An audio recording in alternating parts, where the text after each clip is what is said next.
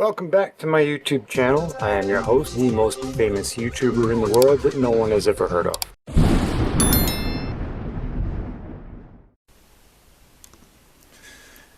Okay, welcome back everybody. We have something a little bit different today. I am still working on that car. But before we get to it, I figured I'd take this opportunity to go over various Model T heads. Right here we have, and this one is special because this is the head off the first car to roll off the assembly line in 1913. This was on my grandfather's car. It is called a low head. And it's low head compared to the high head.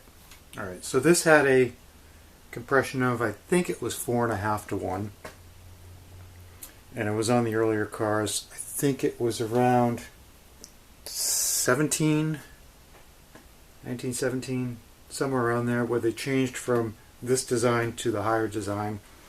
When they went to the higher design, it was due to the quality of fuel at the time. I believe that was around World War I, if my history is correct, somewhere in that time frame. And they lowered the compression to 4 to 1 so that you could run kerosene or moonshine or whatever you want. When they did that, they also raised this up. Okay, so they raised this up for more cooling capacity too, because there's a little bit more water volume in that. Okay, got interrupted a little bit. Let's see if we can get back on this. Where was I? I was at low head, high head. Let's take a look at the combustion chambers in each. Okay, the low head.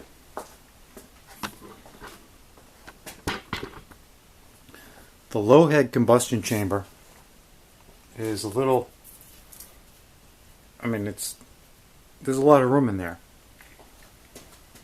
Compared with the high head, let's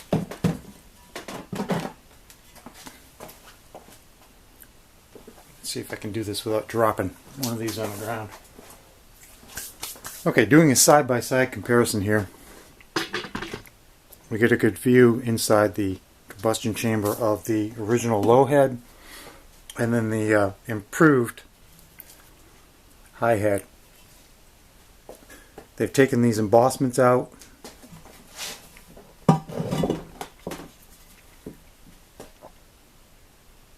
And they've made this dish a lot deeper.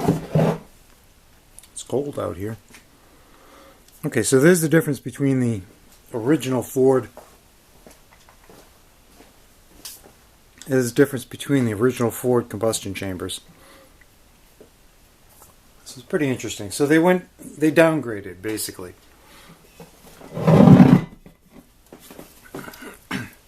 So we've got the high head, we've got the low head. After that came what they, I guess the guy, Ralph Reeder, made a replica of the low head for a little while. It had pretty much the same style combustion chamber, but it was much higher compression. It was 6 to 1, 5.5 to 6 to 1. Okay, after the Reeder head, I don't have one. I don't have a Reeder head. After the Reeder head, this is also in the 80s, a man named, I think it was Ralph Zakacek, started making Z heads. And if you take a look at this head, I've smoothed off the Z, but the rest of it, the finish is beautiful.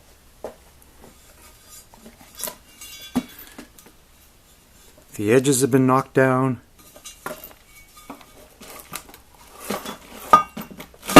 And there you can see the combustion chamber on the Z head. It's got this little ramp, so obviously your spark plug and your valves would live in this area. And then when the flame ignited, it would explode, go this way, curl, and push the pistons down. It's a more efficient design.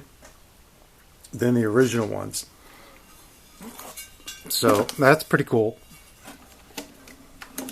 This might be... I thought there was a gasket in there. There isn't. After the Z-head, a man named Charlie Yap decided to throw his hat in the ring, and he prototyped. I don't remember how many there were made. I think there was like 500 made. And this thing is heavy. Whoa, this is heavy. There's that word again, heavy. Why are things so heavy in the future? Is there a problem with the Earth's gravitational pull? What? It's probably twice what that one weighs. I don't know why. Different iron. Not sure.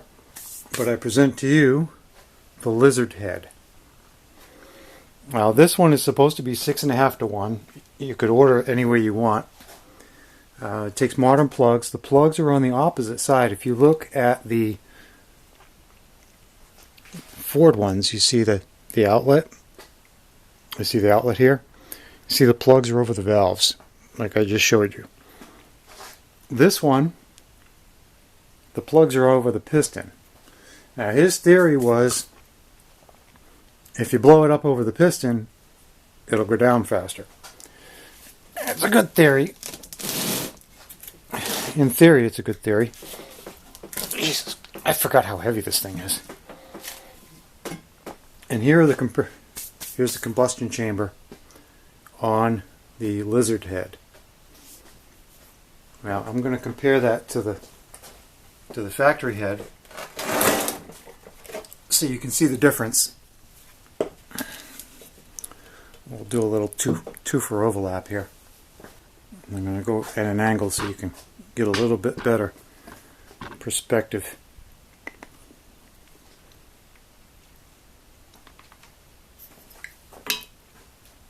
I'm hoping that this gives you a little bit of depth perspective. An example. Okay, there's the depth on that one. And we come over to this one. It's quite a bit shallower. Okay, so here's that one. Huge difference. Okay, so we've got the lizard head, we've got the high head, we've got the low head, we've got the Z head.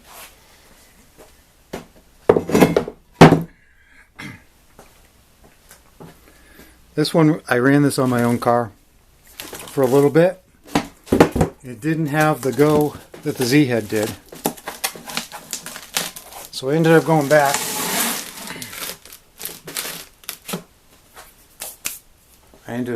To the Z head. So here's the combustion chamber again on the Z head. Look how deep it is. I mean, it's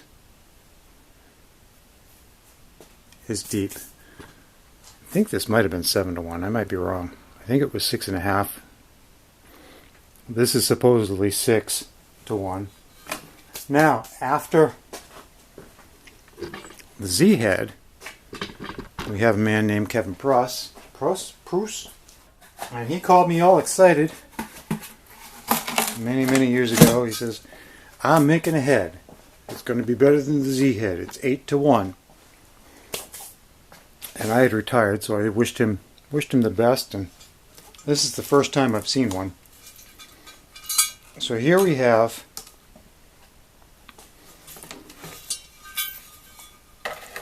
the difference in combustion chambers from the Z head, from the supposed 6 to 1, I don't think it really is, Z head to the press head. That depth is about the same, but this part right here is filled in on this one.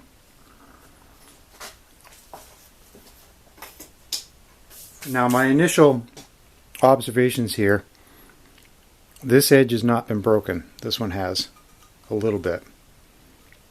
This is sharp, and it's sharp in both directions. It's sharp this way.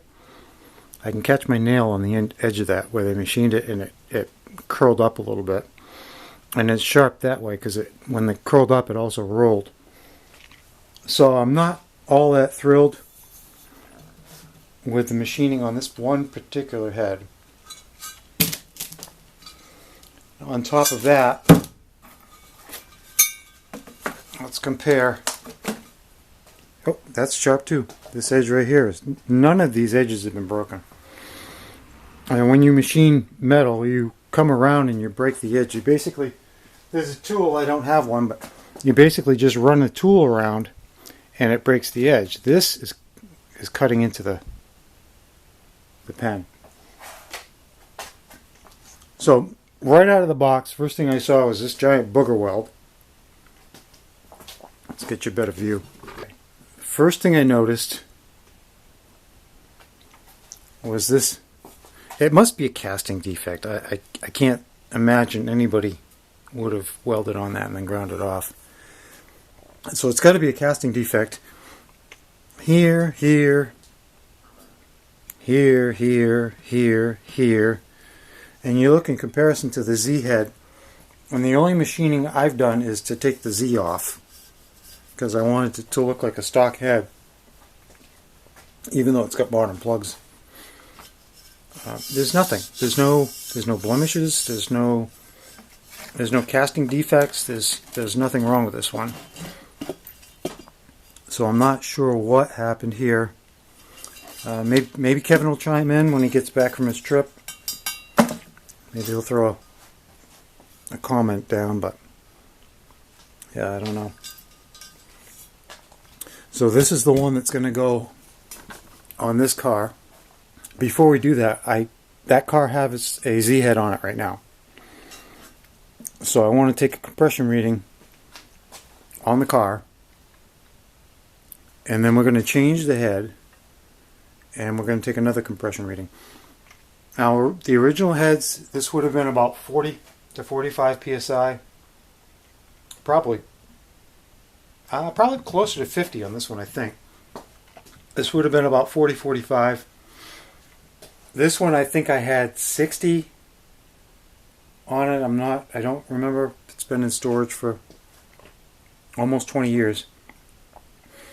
This one should have about 55 psi. I don't know what this one's going to do yet. I anticipate the high 60s, but we'll see.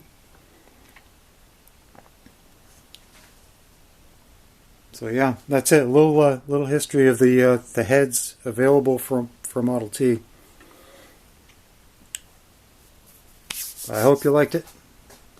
Stay tuned, because next up we're going to be digging into that.